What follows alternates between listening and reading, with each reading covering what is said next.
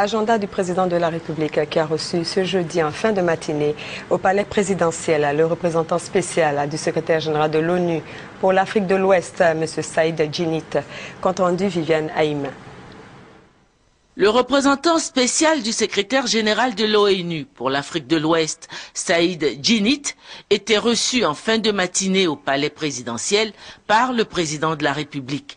Il était accompagné par le représentant spécial du secrétaire général de l'ONU en Côte d'Ivoire, Bert Koenders. Le responsable onusien pour l'Afrique de l'Ouest est venu échanger avec le chef de l'État en sa qualité de président en exercice de la CEDEAO sur la collaboration entre l'ONU et la CEDEAO pour lutter contre l'insécurité de plus en plus grandissante dans la région ouest-africaine. Je suis venu rencontrer le président Ouattara pour procéder à un échange de vues, évidemment en sa qualité de président de la CEDEAO, sur les problèmes dans la sous-région et pour lui redire toute la détermination des Nations Unies à travers les missions de paix établies dans l'Afrique de l'Ouest. Elles sont, comme vous savez, en Côte d'Ivoire, au Libéria, en Guinée-Bissau et en Sierra Leone.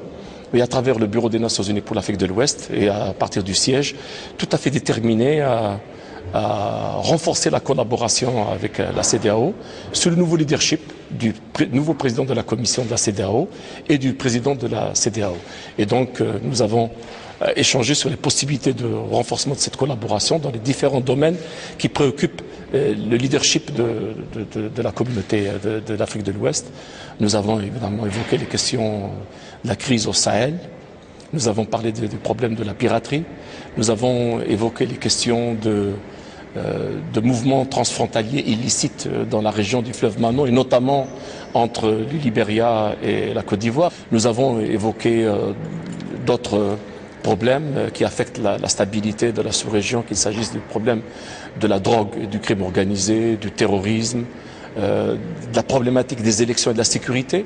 Et de ce point de vue, vous savez, la Côte d'Ivoire a appris une leçon qu'elle a la responsabilité, le devoir de partager et de voir au sein de la CEDEAO et au-delà, quelles sont les leçons à tirer de la crise ivoirienne et comment la CEDEAO peut mieux faire face à ce genre de crise à l'avenir pour assurer la paix, la tranquillité, la stabilité et surtout la consolidation de la démocratie dans l'espace CEDEAO.